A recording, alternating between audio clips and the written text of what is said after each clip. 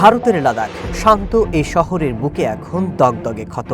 দীর্ঘদিন শান্ত থাকলেও রূপে গুণে ভরপুর এই অঞ্চলটিতে অশান্তির বীজ বোনা হয়েছিল 2019 সালেই, যখন নরেন্দ্র মোদী সরকার জম্মু এবং কাশ্মীরের বিশেষ মর্যাদা প্রত্যাহার করে নেয়। খারিজ করে দেওয়া হয় সংবিধানের 370 অনুচ্ছেদ।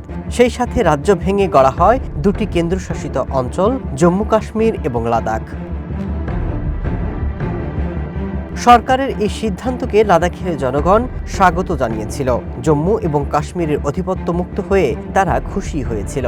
রাজ্যের মর্যাদার দাবি লাদাখের জনগণ এই বছরের শুরুতেও জানায়নি। তারা চেয়েছিল আঞ্চলিক সত্তা রক্ষা করতে সরকার তাদের শাসন দিক। লেহ এবং কার্গিলের জন্য দুটি লোকসভার আসন এবং লাদাখের জন্য একটি পৃথক পাবলিক সার্ভিস কমিশন গঠন করুক।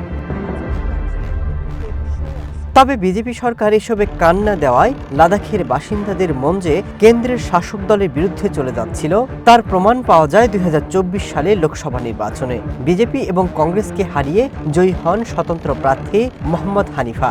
মানুষ যে ক্রমে বিজেপির উপর অসন্তুষ্ট তার প্রমাণ পাওয়া যায় সাম্প্রতিক সহিংসতায়। তবে লাদাখের এই ঘটনার জন্য ওয়াংচুককে দায়ী করে তাকে গ্রেপ্তার করা হয়েছে। যদিও সমাজ এবং শিক্ষা নিয়ে মশগুল থাকা 59 বছরের এ মানুষটি 2019 সাল থেকে লাদাখের ভঙ্গুর পরিবেশ রক্ষায় উদ্যোগী হয়ে ওঠেন। 3 ইডিয়টস সিনেমায় আমির খান অভিনীত রাঞ্চো চরিত্রটি তৈরি হয়েছিল সোনম ওয়াংচুর আদলে। লাদাখের খনিজ সম্পদ শিল্পপতিদের হাতে তুলে দেওয়ার সরকারি উদ্যোগের বিরোধিতাও করেছিলেন তিনি। এভাবে পরিচিত আর প্রতিষ্ঠিত রাজনৈতিক দল এবং নেতাদের ঝাঁপিয়ে একসময় সোনম ওয়াংচুকই হয়ে ওঠেন লাদাখের আপামর মানুষের প্রতিনিধি। এ যাবৎ শান্তিপূর্ণ আন্দোলন চালিয়ে আসা সোনমের সমর্থকরা কেন হিংসাত্মক হয়ে উঠলেন, কেন সহিংসতার রাস্তায় গেলেন, সেই প্রশ্ন কিন্তু থেকেই যাচ্ছে। সহিংস রক্তক্ষয় আর মৃত্যুর পর তিনি অনশন প্রত্যাহার করেও নিয়েছিলেন, সহিংসতার নিন্দাও করেছিলেন।